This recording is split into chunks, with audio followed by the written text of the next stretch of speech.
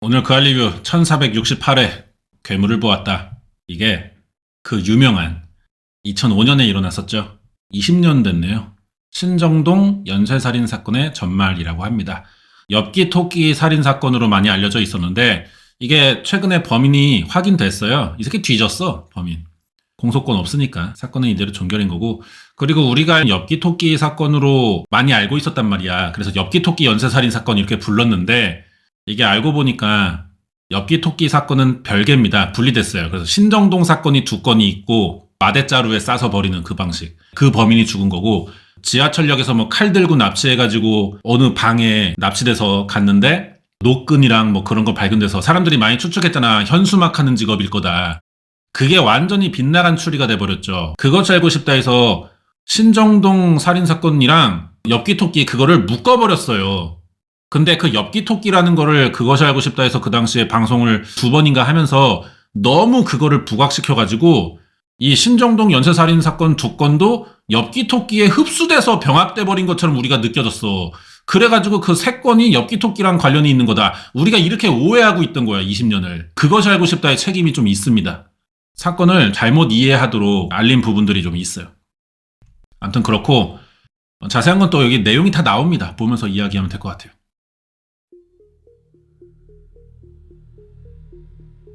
수없이 다니면서 찾으려고 했는데 지하 깊은 곳에 감춰둔 누군가의 오래된 비밀.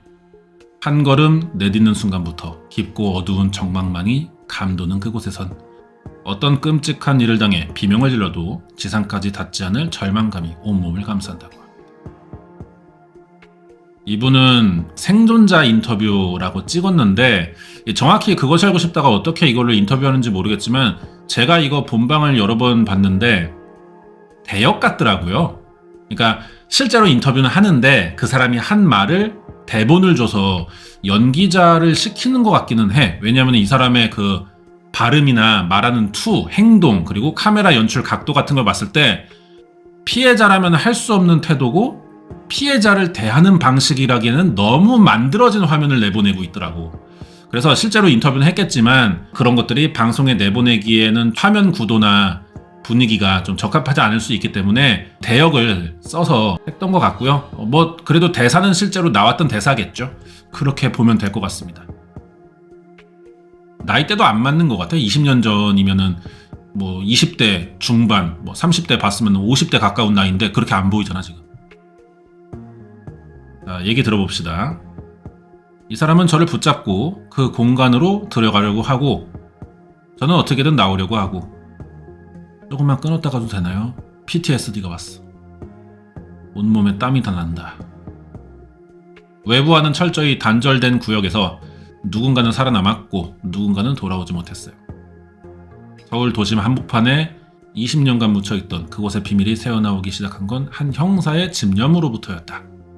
서울경찰청에서 장기미제 사건을 담당하고 있는 김장수 형사입니다. 이분. 이 사건을 언론을 통해서 봤어요. 저는 1005회, 1010회, 1198회 제가 연속으로 그걸 봤어요. 그 알을 다운받아서요. 어떻게 사람을 그렇게 살해하고 쉽게 버릴까? 이 사건을 내가 한번 해결해봐야겠다. 이 시벌 새끼 내가 잡아 죽인다. 늘 이런 생각을 하고 있었거든요. 그러다가 이제 미제팀장 자리가 갑자기 비인 거예요. 얼른 지원했죠. 그것이 알고 싶다. 참고로 여기서 제가 또 요번에 이 방송 보다가 느낀 건데 그것이 알고 싶다가 이 자막도 좀 많이 세련돼졌고 그리고 오프닝 음악도 많이 좀 달라진 거 알아요? 요즘에 오케스트라 버전을 쓴단 말이야. 한번 들어볼게요. 이게 이제 최근에 버전이 이제 새로 나온 오케스트라 버전입니다.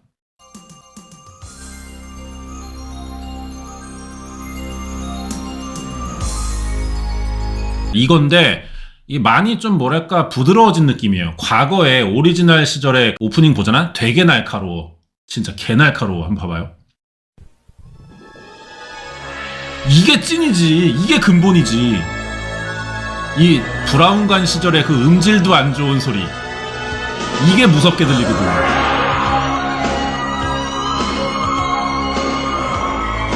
나는 이걸 계속 썼으면 좋겠는데 근데 이게 훨씬 낫거든요. 어릴 때는 이게 무서워서 보지도 못했어, 그 알을.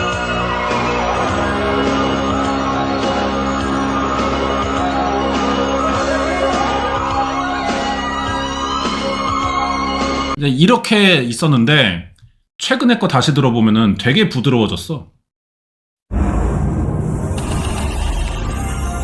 그죠? 안 무서워 이제.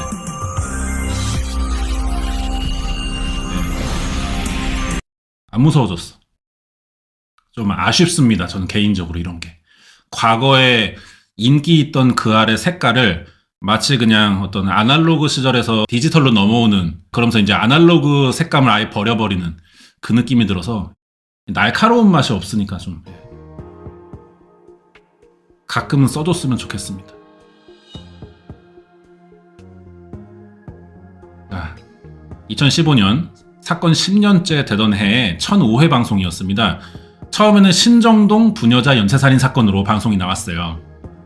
2005년 6월 7일 양천구 신정동의 한 주택가에서 환경미화원이 충격적인 광경을 목격했던 그날부터 시작됩니다. 아, 그때 생각하면 야 진짜 아찔해. 아우 아찔해. 나도 이게 보기보다 담이 센 사람인데 말이야. 이게 거짓말이 아니라 내가 그거 보고 일주일 동안 밥을 못 먹었어요. 아주 그냥. 오전 9시경 여느 때처럼 무단 투기된 쓰레기를 수거하던 중 심상치 않은 것을 보게 됐다는 환경미화원의 말입니다. 손이 나와 있었고 아주 그냥 뽀얗고 하얘요. 응? 손에 매니큐어도 칠해져 있었다고. 배 있는 데가 하얗고 마대가 위아래로 이렇게 씌워져 있었다고. 자, 이 인터뷰하는 자리가 어디냐면요, 시신이 발견된 그 자리를 지금 밟고 서 있는 거예요, 이분이. 여기 제가 위치를 알거든요. 한번 보겠습니다, 위치를.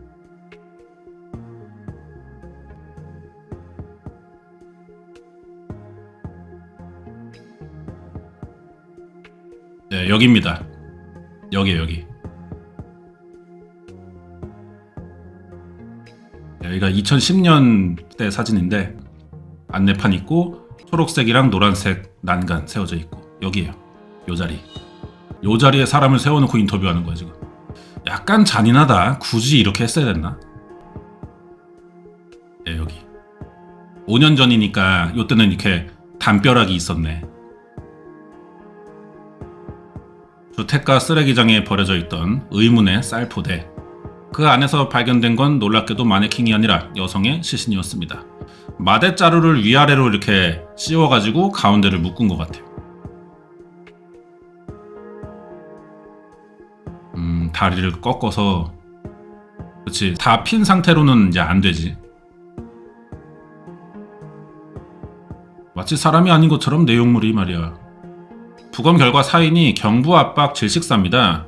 피해자의 몸 곳곳에 이상한 점이 많아요. 물린 흔적 같은 거 말이에요. 가슴에 그런 흔이 좀 있었어요. 다른 종류의 생리대가 2개 들어있었습니다. 휴지도 똘똘 말아가지고 집어넣었어요. 마치 화성연쇄살인 사건에 복숭아나 뭐 볼펜 이런 거 집어넣었잖아.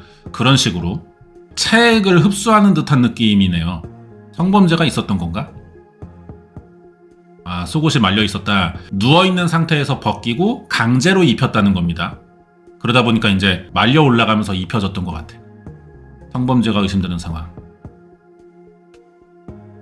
범인이 남긴 단서가 전혀 없었어요. 몸에서 DNA가 검출되거나 뭐 이런 게 없더라고요. 뜻밖에도 시신에서는 범인의 DNA가 검출되지 않았어. 물린 자국이 있는데 침이 안 남은 거야. 그럼 씻겼다는 얘기가 되는 거거든요. 자, 피해자가 이 신정동에 사는 20대입니다. 현충일이었던 6월 6일 오후 2시 집을 나갔다가 행방이 묘연했고요. 다음 날 사망해서 발견됩니다. 유기 현장에 CCTV 목격자 없었고요. 사건은 미궁에 빠져 있었습니다. 이 미친놈이 초등학교 앞에다 버린 거야, 시신을. 그래서 이게 시신 발견 장소가 초등학교로 안 나오죠. 빌라촌이라고 나와요. 왜냐면 이게 애들이 다니는 곳인데 학교 분위기 안 좋아지고 또 부모들이 또 선호하지 않을 수도 있고 하니까 그런 거 신경 쓰는 것 같아. 사건이 미궁에 빠지는 듯 한데 6개월 만에 첫 번째 시신이 발견된 주택가로부터 2km 떨어진 곳에서 또 한 번 사건이 일어납니다. 이분이 2차 사건의 목격자예요. 누가 이렇게 쓰레기를 버려놨지?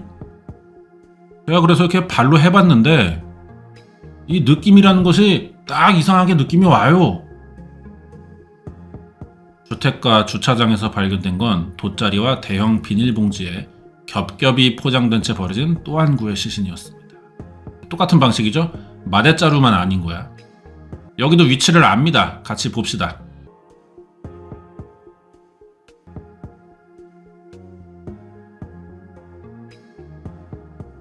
여기입니다.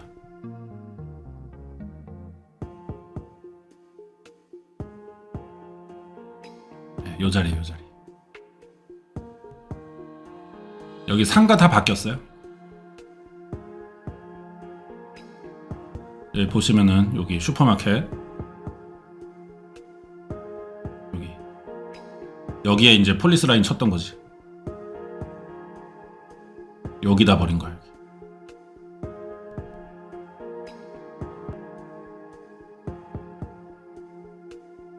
김장할 때 깔아서 쓸 수 있는 그런 비닐봉지로 한 번 더 쌓여 있었고요. 나일론 끈과 노끈, 전기선 세 종류의 끈으로 수차례 매듭을 묶었다. 그런데다가 마침 그 엽기토끼 지하실에 감금돼 있다가 도망가면서 2층 계단으로 올라가서 신발장 뒤에 숨었는데 거기 스티커가 붙어 있어갖고 그 사건의 생존자가 증언한 내용 중에 나일론 끈이 있었단 말이에요. 그래가지고 이게 같은 사건처럼 보인 거야. 그 알이 이걸 또 중점적으로 분석하려고 들었기 때문에. 근데 아니었습니다. 분리된 사건이죠. 자, 부검 결과 앞서 발견된 권양의 사인과 동일한 경부 압박 질식사로 사망했는데 그뿐이 아닙니다. 맞았어. 폭행을 당했어. 갈비뼈 2곳이 골절됐고 심하게 폭행당했고 피해자가 40대 주부, 시신으로 발견되기 전 일요일 오후 4시 퇴근길에 신정역에서 포착됐습니다. 두 사람 다 휴일에 죽었고요. 오후 시간대였어요. 특정 시간을 노릴 수 있는 사람이 있겠죠. 신정역 인근이었고 두 장소다. 노끈으로 묶어 포장된 형태로 주택가에 유기됐잖아. 동일범으로 보이죠. 주민들은 그래서 범인이 동네를 돌아다니고 있구나 라는 생각에 그 당시 외출을 잘못했다고 하더라고. 근데 더 이상 수사를 할 수 있는 단서가 없었습니다. 그 당시에. 그래가지고 미제로 남은 거야. 하지만 20년 만에 속보가 나옵니다. 범인의 정체가 밝혀졌대. 어떻게 알게 된 거냐? 2016년에요. 서울경찰청에 미제 전담팀이 신설됐습니다. 저희가 증거물들을 다시 한번 국과수에 2020년에 2차 감정을 의뢰했어요. 그리고 1차 사건과 2차 사건이 동일범의 소행이라는 걸 알았습니다. 유전자가 같더라고요. DNA도 어디서 나왔냐? 이게 제일 중요한 관점이잖아요. 1차 피해자는 속옷. 범인이 아닌 이상 이건 나올 수 없고, 두 번째는 노끈인데 양쪽에서 당겼을 때 피부 표피가 벗겨지면서 묻는다든가 이렇게 해가지고 그 누구도 부정할 수 없는 이게 확실한 증거라고 생각합니다. 2020년 국과수 증거물 재감정 결과 남자의 DNA가 결정적인 단서였다. DNA의 제일 큰 장점 중에 하나가 안정적이라는 점이잖아요. 보관만 잘 되면 이거는 오랜 시간 지나도 분석을 다 할 수 있습니다. 빨간 볼펜으로 여러분이 점을 하나 딱 찍어봐요. 그 점이 눈으로 보이죠? 그것에 한 10분의 1 정도의 유전자만 남아도 결과가 확실하다 이거예요. 이춘재 사건 같은 경우 아시죠? 화성연쇄살인 사건 그 새끼요. 그 새끼 DNA가 데이터베이스에 저장돼 있어가지고 특정이 됐잖아요. 근데 이번에 사건은요. DNA는 나왔지만 이게 누구 것인가를 찾는 게 관건이었단 말이에요. 수사 대상자가 23만 명이었어요. 미제팀은 전국을 누비며 유력한 용의자들의 DNA를 일일이 수집해 대조했습니다. 1514명까지는 했어. 그게 4년 걸렸어. 1500명 정도 하는 게. 아이구야. 자, 근데 증거는 다른 곳에 있었죠. 경기도 어느 병원에서 보관 중이던 용의자의 검체를 확보합니다. 그걸 긴급 감정을 보내가지고 우리가 한 2달 기다리는 동안 잠을 못 잤어요. 긴장돼가지고. 그래가지고 이제 회보사가 왔을 때 제가 사무실에서 아무도 없을 때 내가 혼자 조용히 한번 열어봤습니다. 그러니까 이 새끼가 맞았던 거지. DNA랑 현장 증거물이 일치했다. 동일수법 전과자면서 범행 당시 신정동 Y빌딩의 관리인으로 근무한 사실 등 근거로 유력 용의자 A씨를 특정했습니다. 이 빌딩도 위치를 찾았어요. 이거 준비하면서 지도 겁나 뒤졌네 진짜. 직접적으로 공개하지 않으니까 이니셜 나오고 지역 동네만 나오고 한단 말이야. 그걸 찾았는데 이따가 같이 한번 보겠습니다.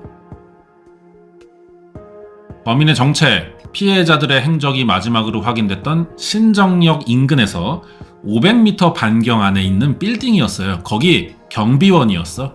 장씨. 이 사람은 얼굴이 공개돼 있지 않습니다. 공개 못해요.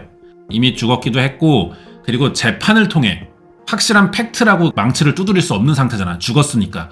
공소권 없음인 거야. 그런 데다가 이게 또 사람이 죽었으니까 이제 와서 다루고 내막을 따지고 이 사람을 범인으로 찍고 하는 게 무의미하다고 본단 말이에요. 그래서 아마 이게 신상공개 그런 것도 이미 죽어가지고 사망신고도 돼 있으면은 존재하지 않는 신원이야. 공개할 수가 없죠, 법적으로. 그 아래서 뭐 사진을 보여주긴 하는데 모자이크 쳤습니다. 안 보여요, 얼굴이. 예, 요렇게. 이 새끼요, 장시계이. 그 당시에 60대입니다. 60살이 아니에요. 범행 당시에는 60대 남성이었어요. 신체는 한 180 정도의 건장한 체격이었고요. 운동을 열심히 해가지고 노인네가 나이 맞지 않게 참 등치가 좋았어요. 키가 크고 골격이 좋았다. 어떤 사람인지 알기 위해 거주지를 찾아가 봐요. 아내입니다, 이 사람이. 누구예요? 예, 어머니 여기 사세요? 예. 여기 이름이 장호철이라고 돼 있던데요? 남편 이름이에요. 남편 천국 갔어요.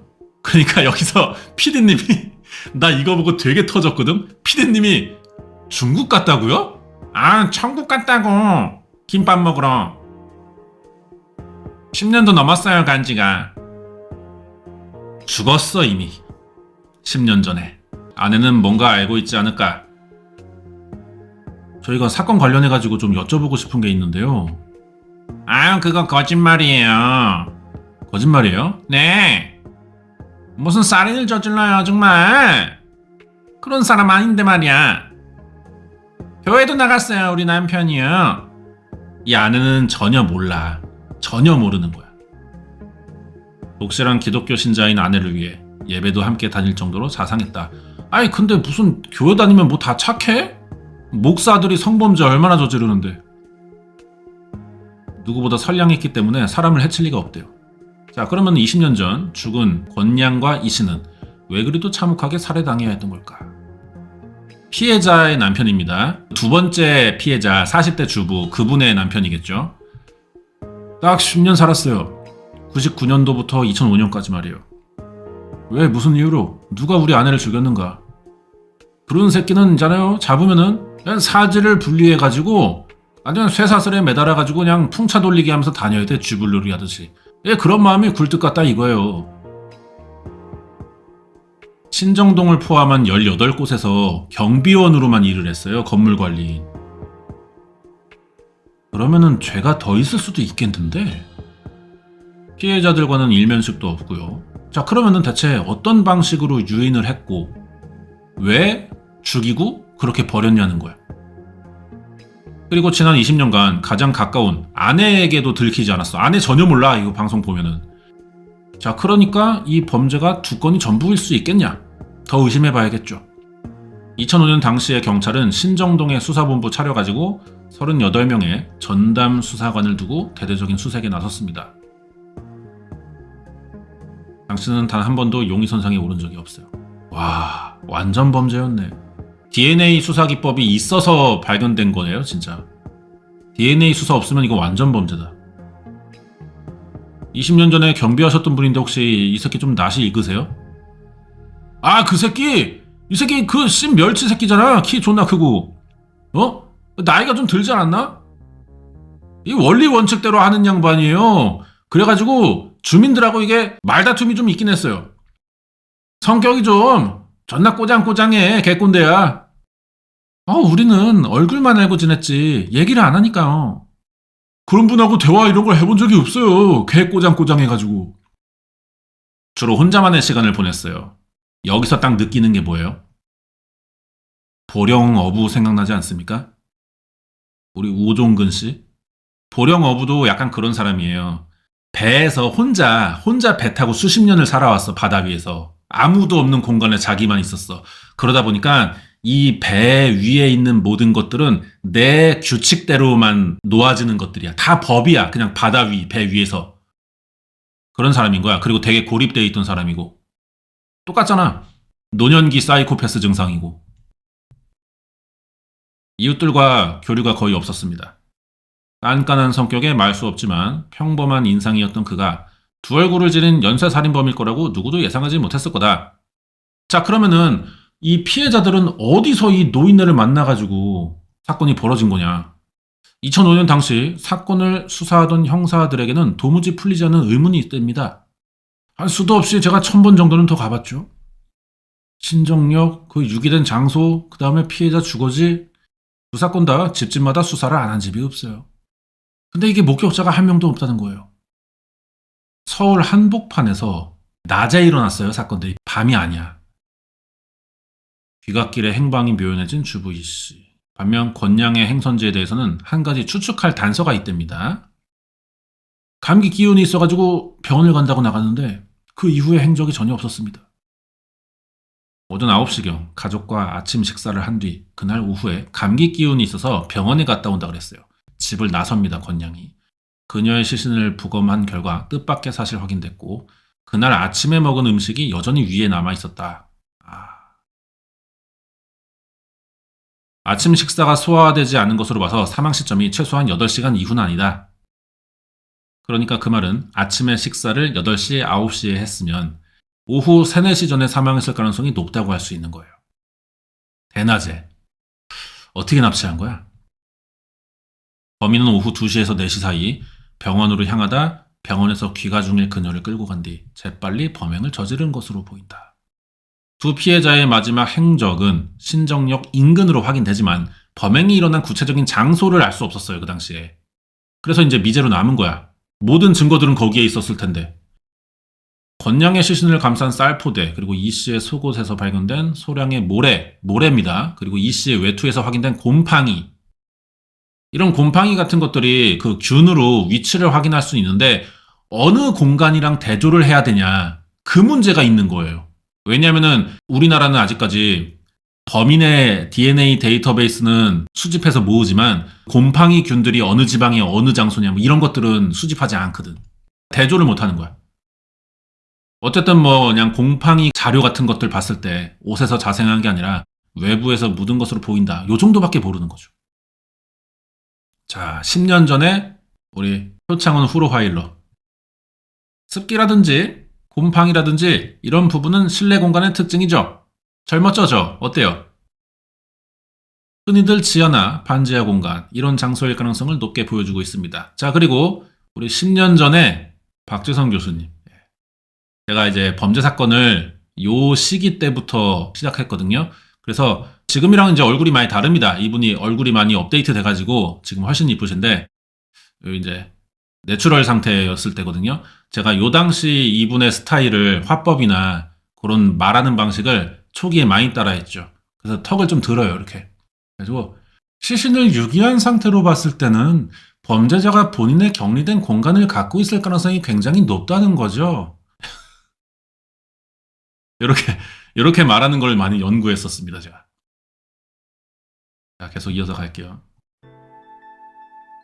유독 시신을 포장하는데 범인이 공을 들였어요.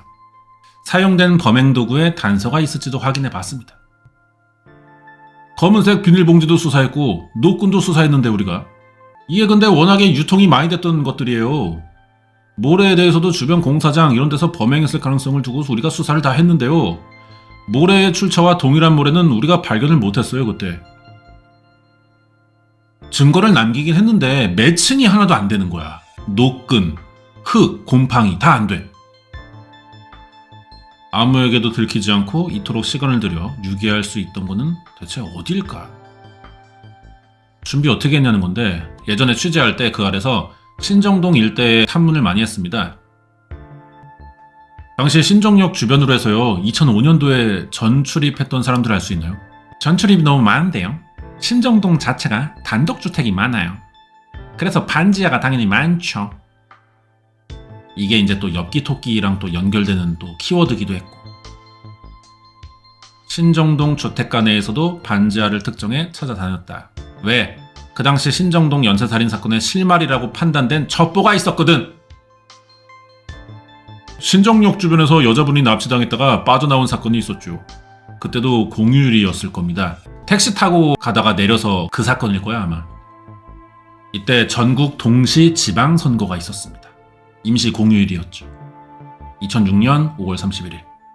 오후 시간대에 택시 타고 친구 만나러 가던 중 실수로 뭐 폰게임 같은 거 하지 않았을까요? 지나간 거야. 그래서 급한 대로 신정역 부근에 내립니다. 돌아가야 되죠. 그래서 약속 장소로 걸어가는데 이때 어떤 남자가 뒤에서 달려들어요. 소리 지르면 죽인다. 이게 대낮에 일어난 일이야. 소리 지르면 죽인다. 이렇게 협박해가지고 옆구리에 이게 칼인지 흉기인지는 몰랐대요. 안 보이니까 이렇게 보면 또 무섭잖아. 찌를 수도 있고. 옆구리에 흉기를 들이대며 위협했던 정체불명의 남자에게 강제로 끌려간 곳이 신정역 인근의 어느 주택가입니다. 사방이 가로막힌 집안에서 어떤 끔찍한 일을 당할지 모른다는 공포에 사로잡혔고 최악의 상황에서 순간 남자가 잠깐 방심했어요. 그때 탈출합니다.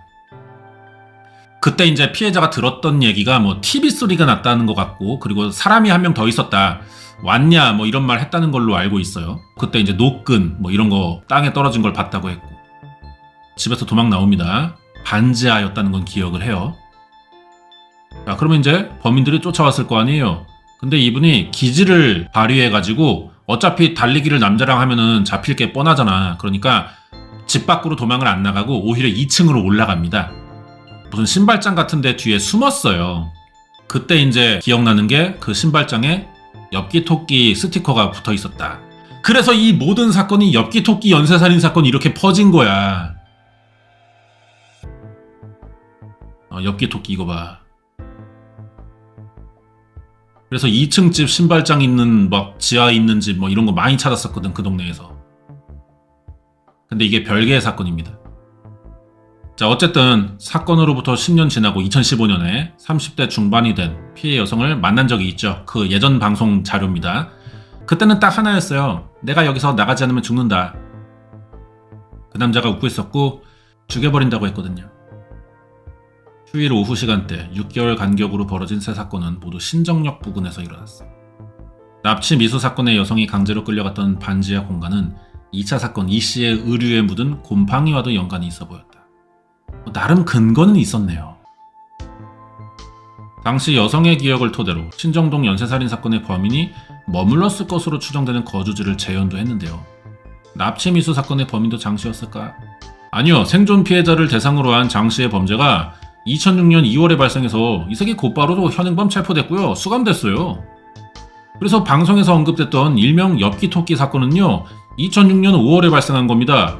그래서 사실 이 뒤진 범인 장 씨가 수감 중인 기간이었기 때문에 그 새끼의 사건이 아닌 거죠. 다시 말씀드리면요. 장 씨가 엽기토끼 사건의 피의자는 아닙니다. 우리는 이렇게 결론을 지었어요. 그래서 사건이 분리된 거야. 엽기토끼 사건은 미수로 끝난 살인 미수였고요. 신정동 연쇄살인 사건은 경비원이 저지른 2건. 장 씨가 무슨 또 사건을 저질렀었나 봐. 그러니까 조사를 안 받은 이유가 있는 거예요. 경찰이 수사할 때 이 새끼가 2006년 2월 또 다른 사건으로 체포돼서 교도소에 들어가 있었어. 그러니까 2006년 5월에 벌어진 엽기토끼 사건과는 무관하게 되는 겁니다. 결국 2차례의 사건을 저지른 뒤라는데 뭘 또 저질렀던 거냐? 어떻게 체포됐던 거냐?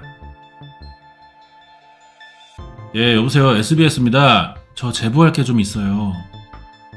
신정동 연쇄살인 사건 있잖아요. 거기 제가 생존자예요. 처음 등장하는 겁니다. 이 사람은. 이 사건에서. 그동안 신정동 엽기토끼 이러면서 방송 많이 나왔는데 이 생존자 인터뷰는 처음이에요. 최초예요. 왜냐면 자기가 신정동 연쇄살인 사건의 피해자인지를 몰랐거든 그동안. 엽기토끼 때문이야 그것도.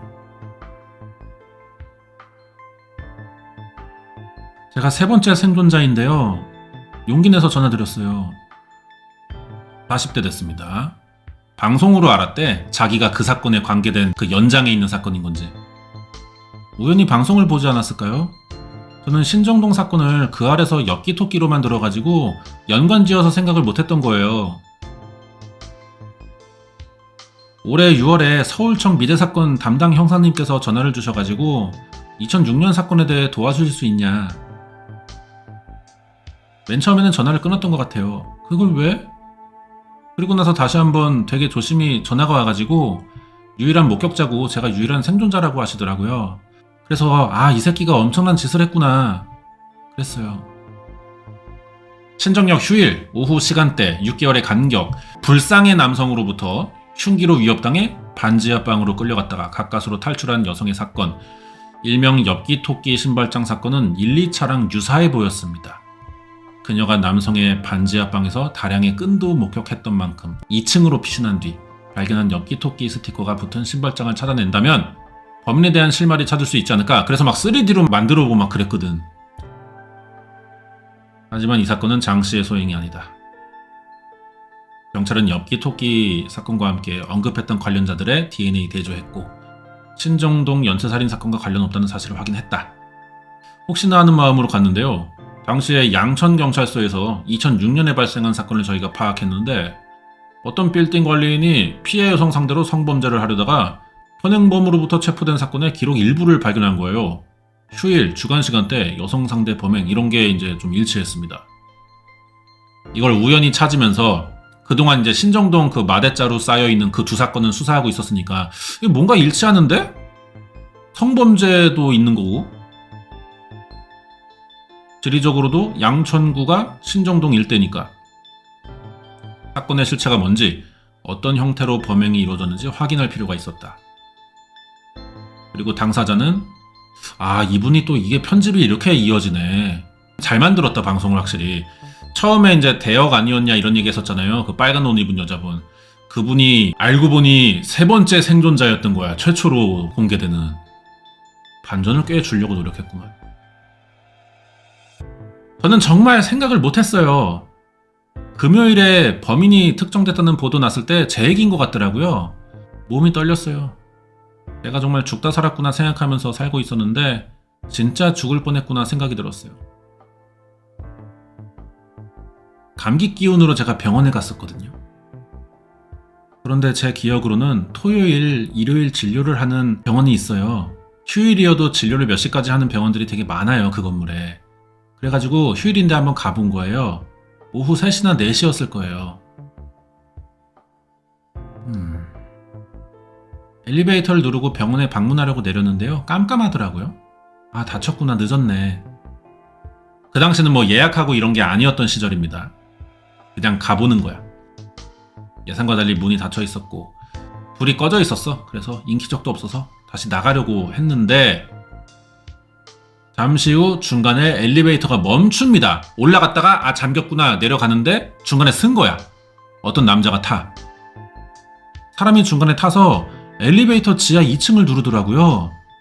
1층은 지금 문이 다 닫혔어요. 지하 2층으로 돌아가셔야 돼요. 그래가지고요. 알겠습니다. 그러고는 되게 친절하게 말해주네. 그랬어요. 이 새끼가 그 경비원이죠. 키는 컸던 것 같고요. 풍치나 이런 거는 그냥 호리호리했어요. 반건조 오징어 같은 상이었다고나 할까? 굉장히 인자한 표정이었어요. 옷도 관리인 옷이었고. 당연히 나를 친절하게 안내해주는 분이라고 생각했어요. 그래서 지하 2층을 내려갔는데 엘리베이터에서 내려서 딱 옆을 봤는데 굉장히 컴컴하고 뭔가 공간이 있긴 한데 어둡고 술집 같은 걸 하다가 폐업한 것처럼 테이블, 소파 뭐 이런 게 있어요. 속으로는 여기 출구가 어디야 하면서 여긴 아닌 것 같아요. 저 1층으로 그냥 돌아갈래요 라고 말을 할 때 범인이 칼을 뺐어. 그러니까 그 신정동의 마대자루에 쌓인 피해자 2명의 그 곰팡이 모래 같은 게 여기 있던 거야. 이 지하실. 장씨 새끼 칼 뺍니다. 너무 놀라서요. 현금이랑 지갑재 드릴 거 다 드릴게요 했는데 내가 지금 돈 때문에 이러는 것 같아? 하면서 표정을 완전 무섭게 하는 걸 보고 이 사람은 성폭행이 목적이구나 생각했어요. 엘리베이터 문 닫힙니다 이러면서 이제 계단으로 도망가야 되는 거야. 이 사람은 저를 붙잡고 그 공간으로 들어가려고 하고 저는 어떻게든 나오려고 하고 잡힐 수 있는 건 다 잡았던 것 같아요. 팔다리 옷가지며 다 그랬어요. 그 당시는 내가 죽더라도 여기서 죽는 게 낫겠다는 생각으로 저항했거든요. 이제 이런 얘기를 해도 되는 건지 잘 모르겠어요. 뭐 성범죄 피해자들이 있잖아. 얘기를 이제 들어보고 하면은 그게 성범죄의 기억이 평생 간단 말이에요. 결과론적으로 얘기할 수 있는 거긴 한데 죽음을 각오하고 저항해보는 게 맞지 않을까 그런 생각이 좀 듭니다. 이런 얘기들을 볼 때마다. 제가 칼로 배꼽 있는 부분에 상흔을 입었어요. 아직도 상처가 있어요. 도와줄 이는 아무도 없고 사방이 가로막힌 지하 2층에서 은진 씨는 처절하게 저항했다. 그리고 그 순간 계단, 쇠 손잡이 같은 게 있어요. 그거 잡고 버텼고요. 장 씨는 나를 잡고 한 칸씩 올라갔던 것 같아요. 야, 사람이니까 예를 들어서 난간이 이렇게 있잖아요. 이런 느낌일 거 아니야, 사람이 지금. 범인 새끼가 마치 밧줄처럼 사람을 한 칸씩 잡고 올라왔다는 거 아니야? 야, 존나 무섭다 진짜. 금이 막 다 났다. 반지가. 금반지인데. 어쨌든 죽을 힘을 다해서 붙잡고 버텼습니다. 격렬한 몸부림에 장씨가 이 새끼도 멸치니까 몸이 막 휘청거려. 행사장 풍선 마냥 막 이렇게 휘청거리는데 그때 도망가서 유리문 향해 달렸고 현관까지. 근데 문이 잠겨 있습니다. 거기가 병원 진료 받으시려고 들어갔던 거기예요. 예. 유리 현관문에 제가 매달려가지고요. 막 두드리면서 살려달라고 했어요. 소리 질렀어요. 자, 그러니까 행인들이 몰려들었고 잠겨있던 유리문이 열립니다. 그때 누군가가 신고를 했겠네요. 상인들이 해주셨던 것 같아요. 여기서 무슨 일이 일어난 것 같으니까. 제 기억에 119도 왔고 경찰도 왔어요. 그래서 현행범으로 체포가 됐어요. 성폭행 시도하다 미수에 그친 겁니다. 그리고 이 새끼 지금 지하실에 있잖아. 잡혔어 이날 이렇게 해가지고. 강간치상 혐의로 기소돼서 3년 6개월 받습니다. 그래가지고 신정동 연쇄살인 사건의 수사를 피할 수 있었던 거야. 우연치 않게. 야, 드라마틱하다 진짜 전개가. 어처구니가 없었죠. 너무 속상했어요. 누구는 죽다 살았는데 그 죄가 3년 반이구나. 그러면 살다 나와서 또 개짓거리 하겠구나라는 생각이 들었어요. 자, 이 사건에서 꼭 주목해야 될 점이 이때입니다. 본능적으로 범죄자들은 자기의 주거지나 직장에서는 범행을 안 해요. 근데 지가 근무하는 장소에서 지 얼굴에 신원이 노출될 수 있는 장소인데 단순히 강도 성폭행을 한다? 이거는 상식적으로 말이 안 돼요. 자, 그러니까 이게 보성어부랑 좀 비슷한 면이 있어요.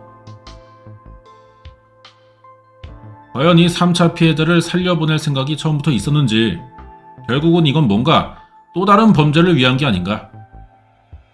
3차 사건이 굉장히 중요한 통찰을 주거든요. 그러니까 3차 사건에서 피해자를 유인해서 자기가 원하는 장소까지 납치하는 방식이 1, 2차에서도 똑같이 이루어졌을 가능성이 높다고 생각합니다. 그렇지, 이 새끼의 어떤 시그니처성 범행이었을 거야. 그러면은 이 새끼의 범행 수법이 뭐랄까 빈틈없는 느낌이 좀 있어요. 시나리오가 있어. 주말에 찾아오는 환자가 있어. 남자면 뭐 보내고 여자면은 엘리베이터 탔을 때 중간에 따라 타가지고 현관문은 1층은 잠겨있다 지금. 내 관리인 아니냐. 지금 잠그는 시간이다. 못 여니까 나가고 싶으면은 2층을 통해서 통로로 나가야 된다. 근데 2층은 아예 그냥 밀실 공간이야. 유인하는 거잖아, 사냥감을. 이 시나리오가 충동적으로 만들어졌을 것 같지는 않고 이 새끼는 범죄가 더 있을 것 같아. 너무 스무스해, 유인 방식이. 직접 확인해 봐야겠다. 실종 당일 은진 씨와 마찬가지로 감기 기운이 있던 1차 사건의 피해자 권양. 장 씨가 관리인으로 근무했던 건물에는 90년대부터 지금까지 운영 중인 건물이 있습니다. 권양 여기 왔었을까? Y빌딩. 그때 오신 적은 있으세요? 한 번이긴 한데. 권양, 첫 번째 피해자잖아요. 이 병원에 왔었습니다. 놀라운 건 권양만이 아니라 2차 사건의 피해자 그 40대 주부도 이 병원에 온 적이 있어. 퍼즐이 다 맞았죠? 사망 한 달 전에 이 병원에 왔었네요. 건물 내 대부분의 상가가 문을 닫아 인적이 드문 휴일이었고 다음 교대 근무자가 올 때까지 주어진 24시간. 아, 완전히 그 건물에서 자기가 왕이잖아. 24시간 동안 내 맘대로 할 수 있잖아. 어디든지 다 갈 수 있고 열쇠 나한테 다 있잖아, 꾸러미가. 질이 훤하고 방해도 안 하고 아무도. 거기에 들어오는 사람은 먹잇감이죠. 스스로 왔어 또. 장 씨가 이걸 언제든 완벽하게 속일 준비가 되어 있었다. 저는 아직도 트라우마가 20년 지났지만 아직 있어요. 생활 속에 다 있더라고요. 엘리베이터 1층 타는데 누군가 한 분이라도 타시면 저는 그걸 기다려야 되고 같이 타는 건 상상도 못해요. 지금까지도 힘든 건 있어요. 그 상황을 아예 만들지 않아요.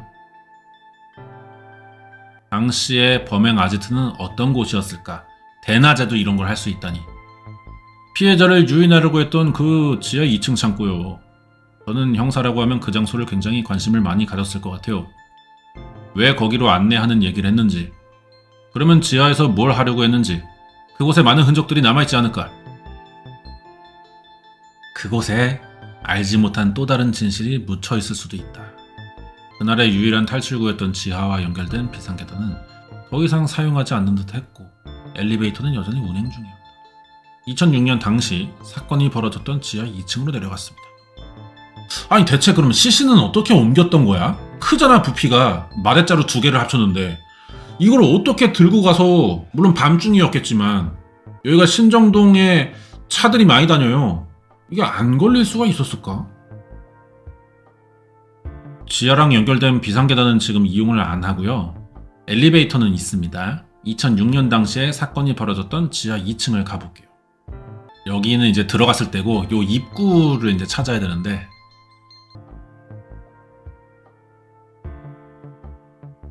15년 전 장면이고요.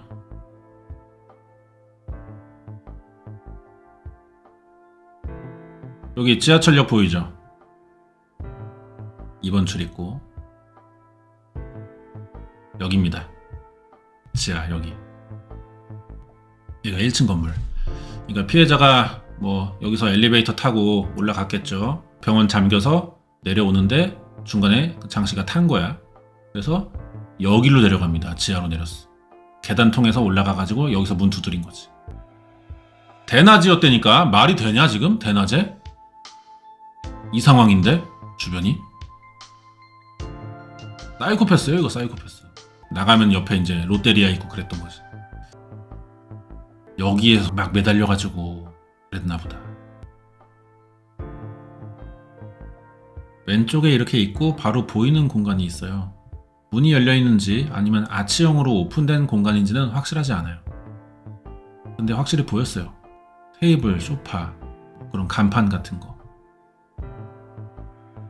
병원 관계자입니다. 제 기억으론 콜라텍인가 했던 것 같은데 거기. 근데 금방 없어졌다고 해요. 그래서 안 쓰고요. 가끔 창고로 쓰든지 새를 안 놨다고 하더라고요. 그래서 아무것도 없어요. 그러니까 그 콜라텍 나가고 나서 2000년에. 콜라텍은 2000년대에도 있었어요? 내가 개업할 때는 있었는데. 당시의 흔적이 있을까? 공간을 재현해 봤어요. 엘리베이터 기준으로 왼쪽 출입문 지나면 340제곱미터의 넓은 공간. 자, 근데 눈에 띄는 점이 있다. 내부에 갇혀있던 것으로 보이는 수도시설이 있습니다. 이건 뭘 의미할까요? 피해자를 씻긴 흔적. 피해자를 다시 옷을 입혀서 포장을 하는 장소였겠죠. 살인하기에 너무 좋은 장소였어. 지하실 딱 가서 열었을 때 모든 게 생각했던 게 내가 좁혀왔던 게 다 일치하고 말이야. 보는 순간 딱 여기다. 이 형사의 감이 있잖아요. 99.9 범인이 틀림없습니다.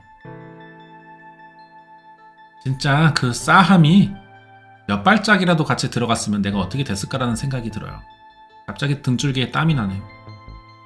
2006년 2월 장 씨가 은진 씨에게 저지른 강간치상 사건 판결문에는 피해자에게 맥가이버 칼 들이대고 돈을 내놔라고 말을 한 기억이 난다고 합니다. 피해자에게 돈은 필요 없다. 나랑 한번 하자라고 한 사실이 있다. 수사기관과 법정에서 장 씨가 진술한 내용이다. 현행범으로 체포돼 재판받으면서 장 씨는 강도나 강간을 시도하려 했다는 사실 자체에 대해서는 적극적으로 부인하지 않은 것처럼 보인다. 오종근이랑 똑같네. 오종근이도 물어보면 그냥 이렇게 막 얘기하는 편이었어요. 근데 여기에 장 씨의 속셈이 있던 건 아닐까요? 자신의 범행 아지트인 지하 2층에서 벌어졌을 연쇄살인이 탄로날까 두려워서 강간 미수범으로 순순히 처벌받고 상황이 일단락되기를 꿈꿨을 거다. 아, 그럴 수 있겠다. 신정동 그 마대자루 2건은 2005년입니다. 근데 이 새끼 이거 그 지금 생존자 2006년이잖아. 그러면은 이 사이에 방송이 나오고 있는 걸 알아. 이 사건 수사 중인 거. 그럼 자기도 좀 뭔가 압박을 받았겠죠. 하지만 범행을 멈출 순 없고 어쩌다가 2006년에 잡혔네? 그 김에 2005년 수사를 피하기 위해 자백을 좀 쉽게 하는 편이었다. 교도소 가서 경찰을 안 만나기 위해. 약간 그런 계산을 좀 했을 수도 있겠네요. 우연치 않게 상황이 이용할 수 있게 만들어진 거야. 이춘재도 약간 그런 식이었잖아요. 뭐 걔가 계산을 했는지 모르겠지만. 오래된 사건이 하나 있는데 현장 감식을 해야 될 것 같아요. 증거가 안 나올 수도 있고 나올 수도 있는데 그래도 좀 나와줬으면 좋겠다는 생각을 했어요. 뭐 이렇게 구도를 잡았냐. 마치 대노답 삼형제 같이 약간 웃기잖아. 시트콤 같잖아 너무 이 구도가. 그곳을 어쨌든 검증해야 되니까 규모를 파악하고 또 저희가 압수할 수 있는 물건이 어떤 게 있는지 범행 장소로 추정되는 곳을 압수수색하는 거기 때문에 여기서 뭘 발견하면 좋겠다 생각했어요. 형사기동 수사대랑 국가수의 합동감식이 있었네. 이러면 이게 좀 일이 어떻게 분배가 되나? 현장에서 막 먼저 찾으면 우리 거 이런 식인 건지 아니면은 연합팀 같은 건가? 그러면 어쨌든 다시 부서가 갈라질 때 그 증거들은 뭐 복사해서 나누나? 이런 것도 좀 경찰분들의 인터뷰 같은 것도 좀 해서 궁금한 걸 좀 알고 싶은데 저는 이런 게 많이 궁금하더라고요. 혹시 뭐 그러면은 그 수사대랑 국가수랑 이렇게 뭐 3대3 조인 같은 것도 끝나고 하셨나요? 회식 같은 것도? 난 이런 게 궁금해.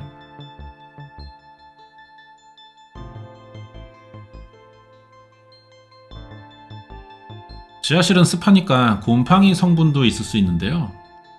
그때 당시 피해자에게서 나온 모래 성분이랑 곰팡이랑 환경적으로 좀 유사해 보였어요. 저희가 볼 때는 유의미한 결과였죠. 당시가 시신 유기할 때 사용했던 것과 유사한 도구들도 곳곳에서 발견됐습니다. 꼬임이 비슷하거나 색깔이 비슷한 노끈을 저희가 찾았어요. 좀 잘린 부분이 남아있어서 그거를 의뢰했는데 동일하다고 말할 수는 없지만 같은 성분으로 제작된 노끈이라고 결과를 받았습니다. 휴일, 주간 시간대에 여성을 상대로 한 범인. 발린 옷 입었고 1층에는 지금 문이 다 닫혔어요. 1, 2차 사건 피해자는 각각 등 쪽에도 심한 후복막 출혈이 있을 정도로 심한 폭행이 있었고 성폭행 여부는 알 수 없지만 폭행하고 살해한 뒤 교대 근무자가 출근하는 다음날 오전 6시까지 느긋하게 범행을 수습할 시간도 충분했을 거다. 두 사건 모두 유기 추정 시간은 야간이고요. 첫 번째 사건 같은 경우는 유기 장소 인근의 경비원으로도 근무를 했었기 때문에 지리감이 있구나. 이 새끼가 경비 전문가잖아 지금. 자기가 일했던 곳에 시신을 놓지 않았을까요? 조사한 결과 혼자 타고 다니는 승용차가 있다는 사실을 확인했고 이 승용차를 통해 시신을 유기했을 거다. 장 씨는 신정동의 한 아파트에서도 경비원으로 근무한 적이 있습니다. 그래서 두 번째 시신 발견된 곳이 빌라들 밀집 지역이긴 하지만 아파트랑 가깝습니다. 2블럭 정도 거리예요. 2명의 시신을 유기한 장소도 자기가 근무했던 아파트 근처였다. 쓰레기장 위치도 인적 드문 시간대도 CCTV가 없는 사각지대를 파악하는 건 장 씨에게 쉬운 일이다. 교도소에 있던 재소자들 상대로 탐문하니까 노역 당시에 보면 끈을 잘 묶었다고 그래요 이 새끼가. 종이 가방 같은 걸 묶는 작업을 했어요. 그때 보면 끈을 잘 묶어요. 이런 재소자들의 진술을 저희가 들었고 두 번의 살인사건에 대해 범행을 한 당사자만 알 수 있는 내용을 전해들었습니다. 그런 진술도 확보할 수 있었어요. 그는 왜 일면식도 없는 여성들을 이토록 잔혹하게 살해했던 걸까요? 장 씨의 연령이 사건 당시에 60대였을 거란 말입니다. 성적으로 어려움, 불가능할 가능성이 높기 때문에 그럼에도 불구하고 완전히 자기의 성적인 판타지를 구현하는 방식으로 살해를 시작한 거거든요. 그래서 1차 때는 굉장히 끔찍하게 성기를 훼손했는데 2차 때는 그런 것들이 많이 줄어든 이유는 성적인 욕구와 살해의 욕구가 하나의 세트처럼 뭉쳤기 때문에 시신 훼손보다도 이 사람을 죽일 때의 쾌감이 더 컸을 거라고 생각합니다. 두 번째 범행만에 시신을 포장하는 방법도 더 꼼꼼하고 능숙해졌어. 야, 그새 늘었어. 절대 잡힐 리 없다는 자신감이었을까? 1차 사건의 시신을 최대한 멀리 유기한 데 비해 2차 사건의 시신을 유기한 곳은 자신의 근무지로부터 불과 600m 거리였다. 또 다른 범죄의 흔적은 없을까? 성범죄 전력은 이거 외에도 오래전이긴 한데 있어요, 이 새끼가. 3차 범행 이후에 새로운 성범죄 전력은 확인이 된 게 없습니다. 뒤졌으니까 이게 아유. 출소 이후의 범행은 정말 멈췄을까? 교회를 가봅니다. SBS인데요, 우리 그 알이에요. 장 씨를 아실 만한 분이 계시려나? 부인만 지금 교회를 다니시지 남편에 대해서는 저는 얼굴도 뵌 적이 거의 없는데요. 교회를 열심히 나오시지도 않았어요. 아내 거짓말했어. 저도 한 10년 이상 여길 다녔는데 이분에 대한 기억이 없네요. 아내도 마찬가지로 보인다. 그냥 그렇게 노인네가 생활력이 강하지가 않아요. 그냥 버는 대로 다 써버리고 남의 보따리 같은 게 있으면 그거 그냥 들고 와요. 미친 새끼예요 이거. 내 결혼을 잘못했어요. 누가 뭐 놔두면 채소 보따리 같은 거 그냥 보따리 같은 거 이런 거 저런 거 그냥 막 들고 오더라고요. 남편분이 성적으로 뭔가 문제가 있는 그런 사람은 아니었나요 평소에? 몰라요. 그런 거 몰라요. 대답 못하지 알아도. 폭력적이었구나. 사람 나 때리지도 않아요 절대. 경찰이 여기 왜 왔는지는 아세요? 옛날에 뭐 잘못한 게 있다고 그러던데 남의 물건 들고 와가지고 교도소 들어갔어요. 모르네 이 여자는. 뭐 바보야 뭐야 이거. 3차 강간치상 사건을 몰라? 절도로만 의심하고 있어. 그냥 뭐 그런 거 아닐까요? 자꾸 남편이 어디서 뭘 자꾸 집어들고 오잖아. 뭘 훔치고 있다는 건 알아. 근데 어느 날 경찰 와가지고 장씨 게이야 당신을 체포합니다. 무슨 그 미란다의 원칙 뭐 그다음에 무슨 혐의 말하지만 아줌마가 안 들어. 잘 안 들어. 원래 이 나이대의 분들은 필요한 말만 듣거든. 그래서 체포합니다 뭐 이런 걸로만 들었겠지. 앞에 말들을 잘 못 듣고. 그래서 도둑질로 잡혀가는구나 로만 생각하고 있었을 수도 있어요. 남을 잘 속이며 임기응변에도 능했을 거라는 장씨. 그러고 보니 은진씨가 기억하는 인상 깊은 장면이 하나 있는데요. 미수에 그쳤던 장씨의 범행 직후 누군가의 신고로 경찰이 출동하고 잠시 기다렸던 은진씨가 막 눈을 떴을 때다. 제가 눈 뜬 상황은요, 경찰이 이 사람 맞아요? 하고 들이미는 얼굴이 장씨였고요. 이 사람 맞다. 근데 그 모습이 옷을 다 갈아입었고요. 머리를 다 무스로 완전히 다른 스타일로 변신했어요. 그리고 끼지 않던 금색 안경테를 차고 나왔어요. 씨발 새끼가. 상인 한 분도 말씀해 주셨던 기억이 제가 소리 지르고 있을 때 위에 와서요. 장씨가 이렇게 문을 틱 열고 갔다고 하더라고요. 에? 지가 지금 좀 전에 사람 죽이려고 하던 새끼인데 아무렇지도 않게 와서 틱 열고 간 거야? 이게 뭔 상황이야? 이 새끼 사이코패스 맞는 것 같다. 그렇지 않습니까? 이게 여러분 범인이면 이렇게 할 수 있어요? 실패한 마당에? 이미 목격자도 생겼고 동네 사람들 모였어. 이렇게 할 수 있겠어요? 뻔뻔하게?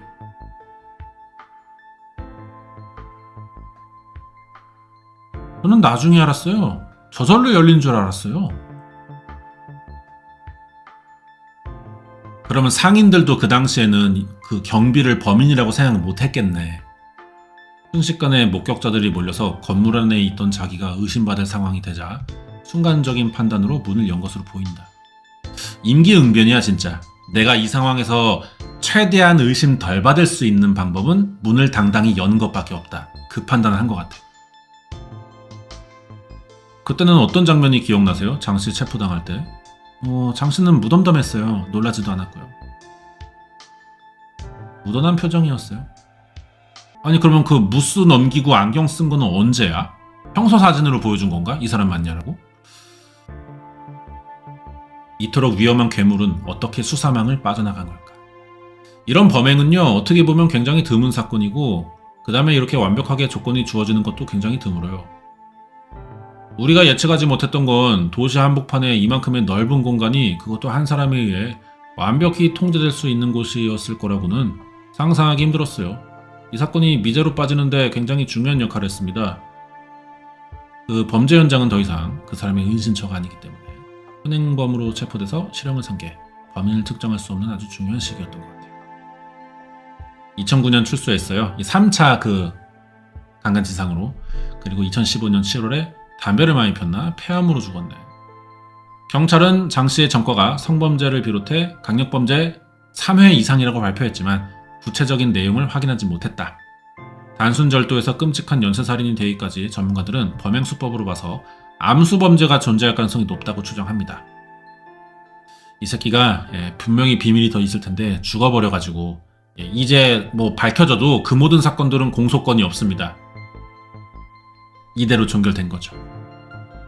이게 뭐 유명한 사건이고 범인이 잡혔다는 얘기도 나오고 그래가지고 제가 요번에 이 편을 관심 있게 한 3번 정도 돌려봤습니다. 내용 숙지가 확실히 또 되니까 설명을 또 제가 추가적으로 할 수 있어서 좋네요. 그리고 이제 뭐 추가로 얘기하자면은 엽기토끼 사건은 어디냐면은 그분은 1번 출구예요. 여기서 내려요. 1번 출구. 내렸는데 한 이쯤에서 뭐 내렸겠죠. 이쯤에서 내렸는데 이제 누가 와가지고 칼 들이대고 어디론가 끌고 갔겠지. 그래서 뭐 사건 종결됐고 엽기토끼가 문제야. 그거는 좀 찾기 힘들어 보입니다. 아직도. 그 당시에 사람들이 추측했던 거 많은 게 빗나갔어요. 그 책임의 그 알이 있습니다. 엮어가지고 사건을. 그래서 신정동 사건 2건은 해결됐고 해결이 못됐지 범인 죽었으니까. 그리고 엽기토끼 사건을 수사를 해야 되는데 그게 수사가 될지 모르겠네. 사건이 아직 수사가 되나? 이게 살인이 아니라서 계속 수사를 할 수 있는지도 모르겠네요. 그분이 그 정신없이 막 도망치고 숨고하다 보니까 주변 상황을 잘 기억을 못해 하필. 오늘 1468회 괴물을 보았다. 신정동 연쇄살인 사건의 전말 봤고요. 유명한 사건이죠. 이 사건은 더 이상 이제 사람들에게는 이야기가 나오지 않겠네요. 이게 사건이 해결되면 또 잊혀져. 이제 사건이 계속 얘기가 나오는 거지. 그렇기 때문에 신정동 연쇄살인, 엽기토끼 이런 말 이제 잘 안 나올 것 같네요. 이제. 그런 생각이 듭니다. 여기까지고 다음 주에 다른 또 잘 나온 편 준비해서 리뷰해 보겠습니다.